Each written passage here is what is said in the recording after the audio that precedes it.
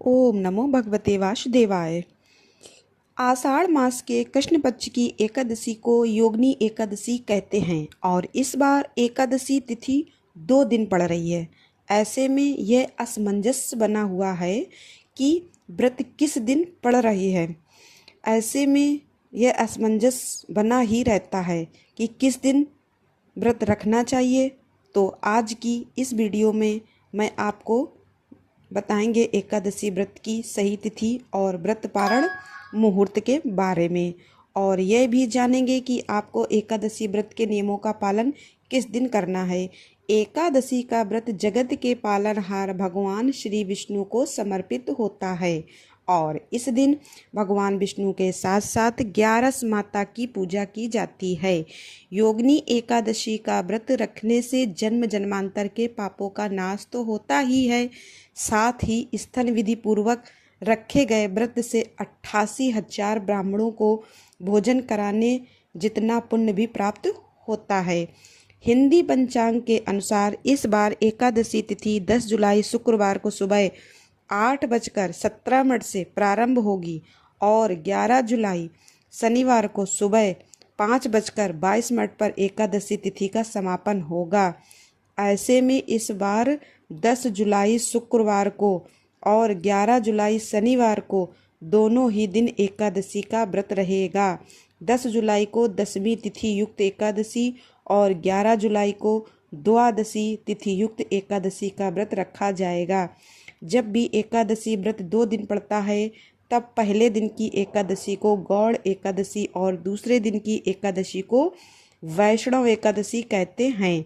और अगर बात की जाए सबसे सही तिथि में व्रत रखने की, तो पहले दिन जब दशमी तिथि मिली एकादशी होती है उस दिन का त्याग करके दूसरे दिन जब ब्रह्म मुहूर्त में या सूर्योदय से पहले एकादशी विद्यमान हो और उसके बाद द्वादशी तिथि लग रही हो, उस दिन का व्रत रखना ज़्यादा फलदायी माना जाता है। द्वादशी तिथि 11 जुलाई शनिवार को सुबह 5:23 से प्रारंभ होगी और द्वादशी तिथि का समापन 12 जुलाई रविवार को सुबह तड़के 2 पर होगा। यानी रविवार के दिन द्वादशी तिथि ब्रह्म मुहूर्त से भी पहले समाप्त हो रही है और एकादशी नियमों के अनुसार द्वादशी तिथि प्रारंभ होते ही हरिवासर का समय भी शुरू हो जाता है, जो कि लगभग 5 से 6 घंटे तक रहता है। ऐसे में इस बार जो भी भक्त 10 जुलाई शुक्रवार को योगिनी एकादशी का व्रत रखेंगे उन्हें 11 जुलाई शनिवार को दोपहर में ही व्रत का पारण करना होगा। इससे पहले तक आप व्रत का पारण नहीं कर सकते हैं और व्रत पारण मुहूर्त दोपहर से लेकर 4:36 तक रहेगा।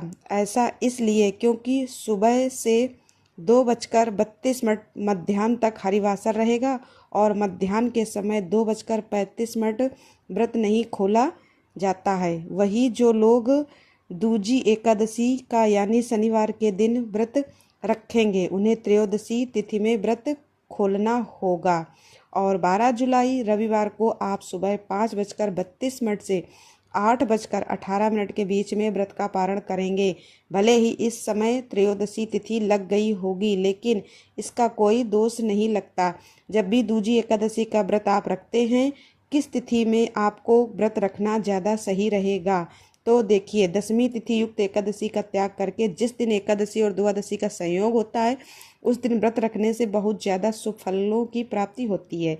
यह दिन बहुत शुभ माना जाता है, इसलिए अगर संभव हो तो आप दूजे दिन वाली एकादशी का यानी शनिवार को व्रत रखें, रविवार को पारण करें। और अगर आप शुक्रवार को व्रत रखते हैं तो ध्यान रखिएगा व्रत के नियम खंडित न होने पाएँ और फिर शनिवार को आप दोपहर में ही व्रत का पारण कर सकें।